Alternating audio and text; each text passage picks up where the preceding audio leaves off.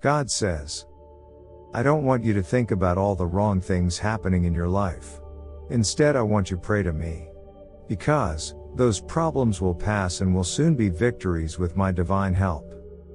Type Amen if you believe in God.